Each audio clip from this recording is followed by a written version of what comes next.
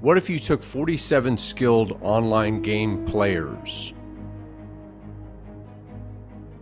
connected them via the internet, brought in 20 experienced wargame umpires, brought them together with a wargaming method invented by the Prussians in 1824 that has a modern online update, dropped them into the 1863 Pennsylvania countryside around a small town with 9 roads converging into it, and say, send it, you would get the International Kriegsspiel Society's Grand Gettysburg. The scenario begins at 0800, July 1st, 1863. The Union has 3 corps on the field, the 3rd, the 11th, and the 12th. In the north, the Union 3rd Cavalry under Kilpatrick has entered, and in the south, the 2nd Cavalry under Gregg. The Confederate 2nd and 3rd Corps enter the area. The 3rd under A.P. Hill makes it south of Gettysburg unopposed. The cavalry under Steward has moved south to screen. The 2nd under Ewell enters later from the northeast. This differs from how things developed on the historical first day of the battle. Historically, the Union 1st Cavalry under Buford encountered Heath's division of A.P. Hill's 3rd Corps. Both sides rushed units forward until the Confederates had Hill's 3rd Corps and Ewell's 2nd Corps, pushing the Union 1st under Reynolds and 11th under Howard back through Gettysburg, where Hancock and the 2nd had just come up. The first day ended with the Union forces south of Gettysburg. Back in the scenario by 0900, the Union 2nd Cavalry is skirmishing with Hill's Confederate Corps near Cemetery Hill. Confederate cavalry under Steward in the south slows the advance of the Union 3rd Corps and the 1st Corps under Reynolds, which has now entered the field. Union cavalry under Kilpatrick in the north are tracking Ewell's movements. In Kriegsspiel, what players see is different than the summary you are seeing in this report. What you see on the left are the unit counters. The counters you see are 2 divisions and the supporting artillery of Sykes' 5th Corps. On the right, you see an example of a visual report a player would get with their units deployed on the Kriegsspiel map. In Kriegsspiel, the players operate on limited information provided by the umpires. Let's listen to Lee, Ewell, and Hill as they plan their approach near the town of Gettysburg. Well, as long as you have something going towards Wolfhill to occupy that high ground and begin digging in, I think that's acceptable. And then you can decide how you want to deal with the cavalry as they observe us. Though I imagine that as soon as you start trying to push them off, they'll run away. I'm going to have early sort them out. You should be able to handle it. Johnston and Rhodes will be moving on the hill, and I'm going to be moving to make sure that they achieve that objective as quickly as possible next turn. Light pressure. They've got infantry forming up, so they'll probably start attacking in the next 40 minutes, probably not the next 20. Here is the order of battle showing the total strength for both sides. Notice the Confederate Corps were larger, almost double the size of Union Corps. Though Union forces were more numerous than Confederate at the battle, the total of Union forces did not arrive until later. The situation was based on historical facts, and our umpires led a pre-game operational set of maneuvers that changed the entry and presence of different Union and Confederate forces for the scenario. Umpire Lake Zarina led this process, and we'll listen to his explanation now. The really big thing was that Stewart was in Gettysburg.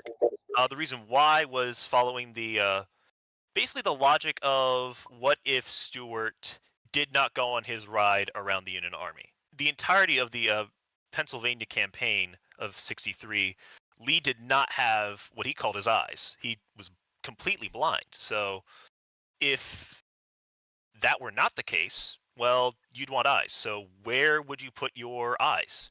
Well, you want it facing south so that your command, which is all over southern Pennsylvania, to make sure that, they are not attacked. So you put them in Gettysburg, which is where the armies were,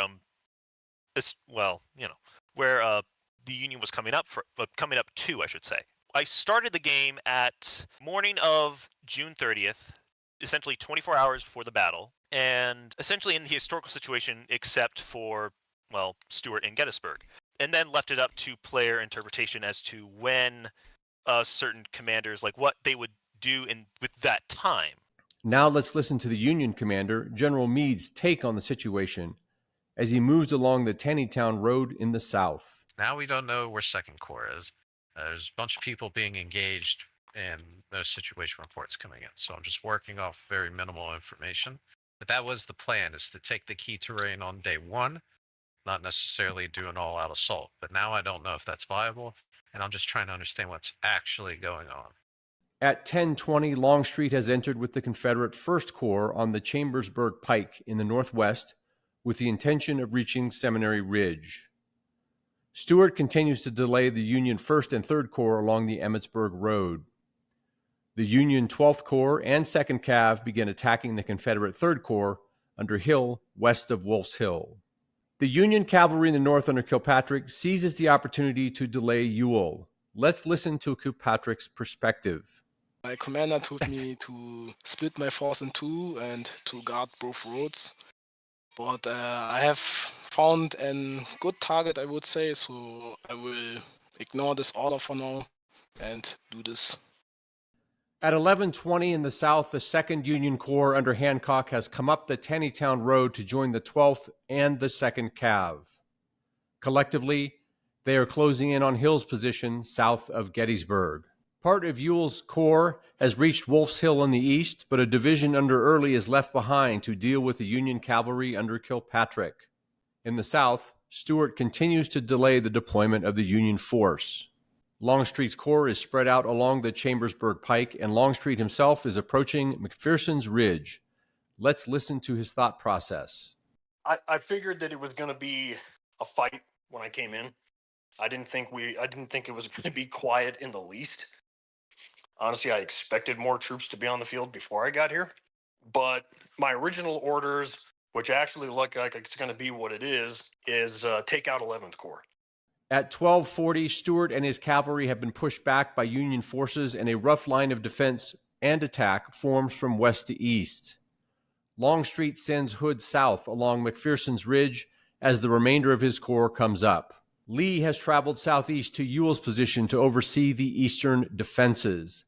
Let's listen to Lee and Rhodes, a division commander in Ewell's corps, confer about the defense around Wolf's Hill. Yeah, this is not great. I think if worse comes to worse, I think I agree with your initial assessment, is we'll just send some brigades over to across the river to Hill from this side, and use them to reinforce the defensive line, not assault. It might be a good idea because honestly, I'm starting to get pretty overstretched. If we just wanted to pull back, I could hold Hill 444 and 420 sort of alone, and then you could have Johnston pull back and try to hook around. That sounds like a great idea. That sounds like a fantastic idea, Rhodes. Let's try and do that. Let's do that. Next turn, let's maneuver a division into Hill's line from behind, and then we'll get Rhodes. You'll anchor that 444 420 sector. At 1400, Longstreet sends Pickett west to oppose Howard's 11th Union Corps, while having Hood conduct a separate attack along the Willoughby Run. This attack bloodies Hood's units as he encounters Sickles' 3rd Union Corps. Kilpatrick's cavalry along York Road in the northeast is driven off, and Ewell's corps can finally consolidate in the east. This is good for Ewell, as the Union 12th Corps has begun their attack on Wolf's Hill. At 1540, Reynolds and the Union 1st move to the Emmetsburg Road and join the 2nd Corps in an attack on Hill's Confederate 3rd Corps. This causes many casualties and losses on both sides. Howard's 11th Corps pushes hard on Hood and elements of Stewart's cavalry, pushing them back toward Gettysburg. Pickett has gone far west to chase down the enemy and drives back elements of the Union 3rd Corps under Humphreys. The day's combat ends at 1700 as the Union attack exhausts itself. Heavy losses throughout the day have spent many units on both sides. The day ends with both sides consolidating in the positions you see here. A new player has taken over the role of Meade, who we have begun calling Meade II. Let's hear his thoughts, then Lee's on the day's events. I'm not sure. The dispatch I got seemed pretty panicked. I'm not sure how much of that is. I know we've got a lot of new players on our team, so I don't know how much of that is just that's a new player panic, and how much is genuine, or not genuine, but you know what I mean. Warranted. So I'm moving over there. We've got second division, or second corps rather, has probably a division, maybe 2 divisions we can commit to our right, and 12th is also could probably spare a division or at least a couple of brigades to reinforce that, and it's a pretty good position, so I'm not too worried about that attack on the right. This is going to get quoted at me when I find out I go over there and they've rolled up the whole army or something. But yeah, hopefully, I don't think it's too bad at the moment. So I'm gonna go check them out, see what's up with 12th Corps, and yeah, I'm not sure if we'll end up launching any sort of advance today. I want to have a strong defensive position with more than one line deep, across the whole area. I would say that every single one of my corps commanders is pissed and just exasperated with the situation, and I do think that we are facing some pretty tough circumstances. I'm not entirely sure what's going on our left with Yule, but I think he's being slightly pushed back. Obviously, our center appears to be breaking, unless we can plug it with whatever we have left. And the right seems to be doing okay-ish, but I think that the Union has bloodied us, and they have definitely dealt more casualties to us today than we have dealt to them. Here we see the final positions for the day 1 scenario compared with the positions held by the two sides historically. Our players have maneuvered into a line anchored on Cemetery Hill south of Gettysburg, and in a reversal of the historical, the Confederates hold the high ground, and the Union needs to conduct an attack to dislodge them. Here is the casualty count from the first day. Unlike the historical first day, where 2 Confederate corps faced off against 3 Union corps, in this scenario, both sides were nearly entirely engaged on the first day. As a result, the Confederates suffered 11% and the Union 9% casualties. The Confederates had a larger force and suffered more casualties numerically. The second day of the battle was reconvened by the players a week later in real time. Historically, on day 2 and 3 of the battle, the Union forces had positioned themselves on the hills south of Gettysburg in the famous fishhook formation, and the Confederates were forced to attack them repeatedly. The second day scenario starts at 0500 hours, where in the reverse of history, the Confederates hold the hill complex south of Gettysburg. The Union 5th Corps under Sykes arrives in the south along the Taneytown Road, and the 6th under Sedgwick arrives in the southeast along the Baltimore Pike. Let's hear this day's opening perspectives, first from Lee, then Meade. Well, assuming that the Union doesn't disrupt things right at the get-go, we're hoping to establish a strong defensive line from the Wolf Hills all the way up Seminary Ridge.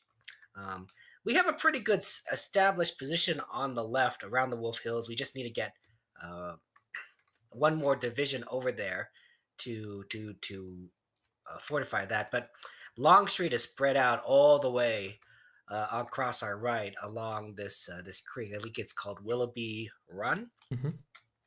And that's not going to make it easy for him to maneuver, especially if the Union decides they're going to try to attack him or Seminary Ridge right from the get-go. Honestly, I think that's perhaps a reasonable plan for them to do so. I don't know what strength they have in front of that position, but the fact that we're very spread out and can't quite defend it at the moment might endear a good strategy on their part, because they could cause a bit of chaos. If they give us a few hours, we're gonna be a lot more consolidated, and it's gonna be a lot tougher nut to crack. So the general plan is for 1st Division of 12th Corps, along with 6th Corps, to make a dawn attack on the Confederates' far left flank and try and force them out of those hills east of Rock Creek. That, however, is mainly a diversion, though depending on success it may become more. But the main force of our attack is for 5th Corps to move in behind 1st Division of 3rd Corps, and for the other division of 3rd Corps to be released to come up to join it. For those 2 corps to launch an attack on the southern end of Seminary Ridge, and to take the ridge and split the Confederate army, allowing us to press off one of their corps, and either force the Confederates to evacuate the hills southeast of Gettysburg or be surrounded and crushed upon them. By 0600, Sykes' 5th Corps has moved into position for the attack on the west. Sedgwick's 6th is moving along the Baltimore Pike to conduct the attack in the east. The Union 1st Cavalry under Buford arrives along the Emmitsburg Road to screen the southwestern flank of the Union forces. Opposing him, the Confederate cavalry commander, Jeb Steward, is sent south to try and disrupt the Union efforts along the Emmitsburg Road. Let's hear Steward's perspective as he reaches the Willoughby Run. I want to disrupt or spoil any effort they're going to make to attack. And in particular, I suspect, and I had this conversation with General Lee overnight, that they're going to attack Seminary Ridge. Because looking at the map from my perspective, that is where we are weakest. That is where the high ground advantage is essentially negated, because they get to attack the ridge head edge on instead of straight on. And that's where I would expect them to stack up and attack. So what I am hoping to do, my plan, is to get behind that stack that I would anticipate is there and create confusion and disruption in the enemy rear so that they're unable to make that attack. At 0640, Stewart and Buford clash at the Willoughby Run. Sedgwick begins the attack at Wolf's Hill. The remainder of the Union forces are in position for their attack. The Confederates are now on the high ground waiting for them. Let's hear from Hancock, who leads the 2nd U.S. Corps, positioned south of A.P. Hill's forces, who are defending Culp's and Cemetery Hills. Our plan for the morning, well, I've been talking with General Meade, and we have thought of doing an attack on Cemetery Hill, Culp's Hill, as a diverting move to hopefully allow our reinforcing corps to come up, head northwest, attack the isolated Confederate corps, and then sweep to the east. So right now, it's just to keep the Confederates pinned down and busy this morning. At 0800, the Union launches its attack all along the front, with its main effort up the western side along McPherson and Seminary Ridges. Let's hear the perspective of Sykes, who was at the forefront of the attack, then the Confederate Division Commander Pickett, who is receiving the attack. We've attacked Confederate center, quite successfully so, and now there's a large gazing gap in their center, which my 1st Division is about to exploit, hopefully. I'm not sure where 11th Corps is. We're kind of hoping they're gonna come up on our left soon, or like eventually at least. But I'm currently being attacked by what I believe to be 3 Union Corps. I can see 5th, which is pushing and battering McLaw's division, which is a problem. He has completely run out of reserves. 3rd, which I wrecked yesterday, is still very much present in the area. At least 1 division, and they are driving my situation mad. I'm trying to refuse the flank, which means that I'm having to directly oversee a lot of maneuver. I'm trying to establish a defensive line on Seminary Ridge. From that, I have to cobble up whatever reserve I have left over and plug in the gap in McLaw's division. And I am being attacked by 3 corps and probably 3 more because there's Union forces forming up on the Willoughby Run. Where the hell is Stewart? And apparently, both Hill and Ewell are being themselves attacked by like 3 corps each. Now we will hear from Meade and Lee. I've ordered most of the line, 1st, 2nd, 12th, and 6th Corps to hold position and fire with artillery, but other than that, they're not to advance. I'm letting 5th and 11th continue the advance to see if we're, 20 to 40 minutes away from breaking the Confederates. But if it just continues to grind. We'll call them back, but just depends on how much the Confederates have left in them. If the situation does look pretty grim when you're in the town and everyone is basically falling back, but I think we actually managed to hold the line. I'm not entirely sure. I suspect that the right is going to be pressed, but the Union all of a sudden retreated down from our center. They could have broken right through Hill, and they turned around, and I'll take it. We were hoping to bloody the Union's nose on this day and counterattack on day 3, but I don't believe there is even any forces to do so. By 0940, the Union attack in the west succeeds in driving Longstreet's corps back into Gettysburg, taking Seminary Ridge and cutting the Chambersburg Pike where you see the yellow star. This cuts the Confederate line of communication, which puts the Confederates in a difficult position, despite the fact they still hold the high ground of Culp's and Wolf's Hills in the east. In the south, Stewart makes no progress and is forced back from Willoughby Run. The casualty count is now over 25% for the Confederates and nearly 21% for the Union. Historically, the Confederates lost 35% of their men at Gettysburg, but 25% and the loss of the route of retreat back to Virginia is enough. The Confederates withdraw east and northeast along the York and Hanover roads. Stewart's cavalry, depleted and cut off, is faced with the requirements of a harrowing escape. The Union has carried the field as it did historically, albeit in a very different way. Thank you for watching this report on the International Kriegsspiel Society's Grand Gettysburg. We hope you enjoyed it. This is Paul LaFontaine, encouraging you to come join us in recreating other historical battles from which we learn and enjoy our community. We'll see you out there.